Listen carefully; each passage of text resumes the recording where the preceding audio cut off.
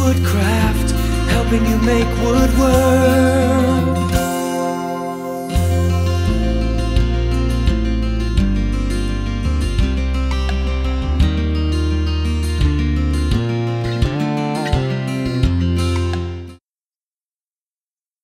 I'll go as slow as I can in setting up the bandsaw. Number one, let's say that we were just going to replace the blade. Anytime that you replace the blade on your bandsaw, you should double check the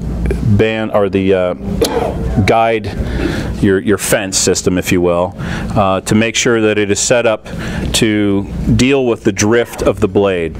All blades have some form of drift, and has anybody ever tried to maybe resaw a board or rip a board, come over, set the fence to whatever dimension, start making the cut, and the blade seems to want to do its own thing? I think we've all experienced that.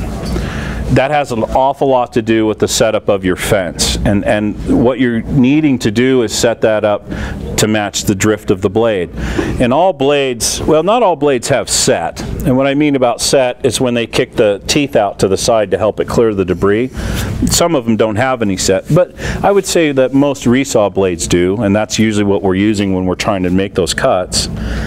And unfortunately, it seems like the manufacturers can't get the set to be absolutely perfect to both sides, and I think that's what causes the blade to want to have a little more drag on one side than it does on the other. And that'll cause the blade to just want to naturally drift to the easiest path. So what we have to do is match the fence angle to that drift angle if we want to make straight cuts, and I'll show you how to do that as soon as we get the bandsaw set up for it. But for starters, let's say we've put a new blade on. What we need to do is loosen the tension on all of our guide system, because we want to make sure that the guides are there helping the blade to stay where it naturally should be in between the wheels, not forcing it to be somewhere where we want it to be, because then your results are unpredictable. So most bandsaws have an adjustment for the left and right, either the rollers or the cool blocks, whatever it's using.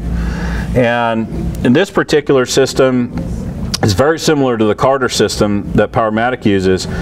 I can loosen this Allen here, and it will allow me to rotate these bearings in or out in relation to the blade. So by turning this center with the right Allen, by turning this center Allen here with this loose, I can roll those guides either closer or further away from the blade.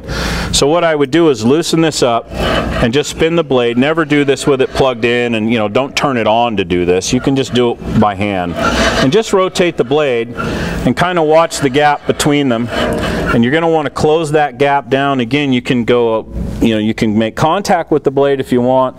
The industry would tell you to stay a couple thou away on either side. Honestly, myself, I go right up against the blade. I don't squeeze down on it real hard to try to wear things out, but I have it right there, because if I'm making a cut that has turns, I don't want to have to deal with that lag of the blade as it waits to come up against contact with that bearing, because it'll twist a little bit at first before it makes contact if you leave them away. So you do that with the guide plates too? The guide bushings, yeah, whether it's the cool blocks or the bearings, that's what I do, and you probably won't see in any book where they suggest you do that. I've never worn out any bearings or anything. Again, I use the cool block system, so it might be having more wear than they want you to, but I like it to be tight. Right there as I make a turn, it makes the turn I want it to make. Do you have to be aware of where those rollers are in comparison to where the pitch is on the blade?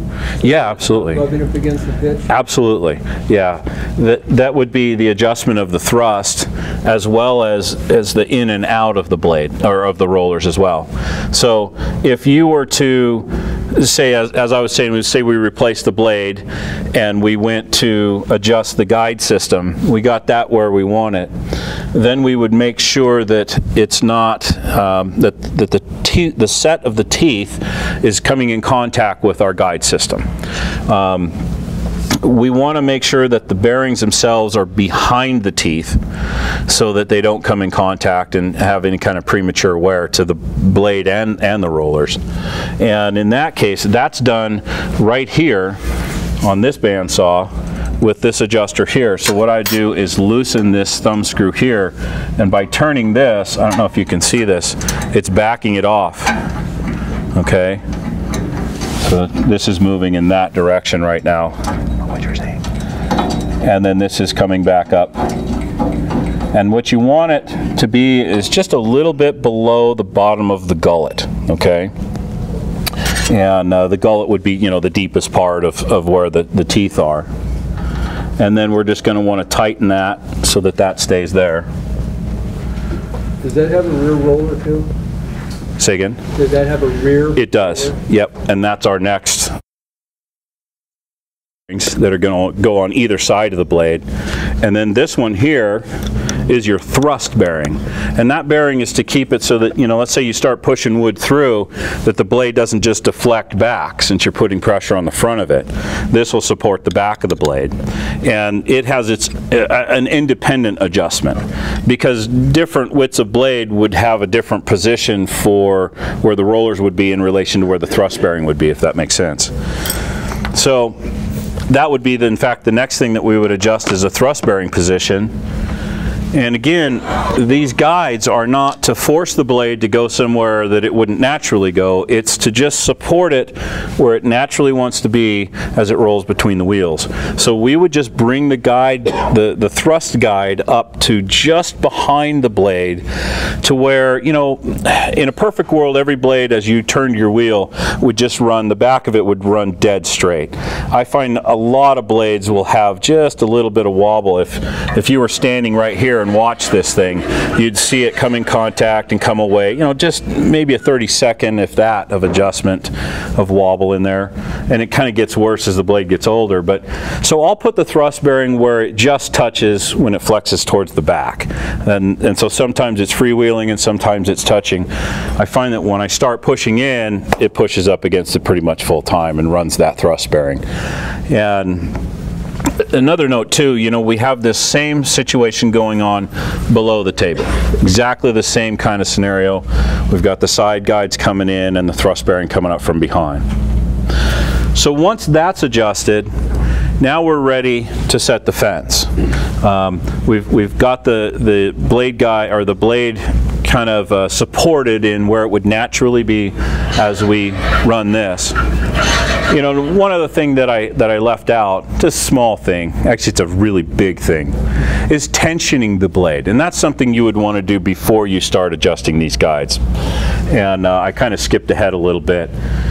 After you put the blade on, you've got the guides pulled away so that they're not affecting where the blade goes.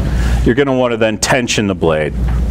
You tension the blade by different width of the blade, or I should say not with the different widths of the blade, but by using the different widths of the blade.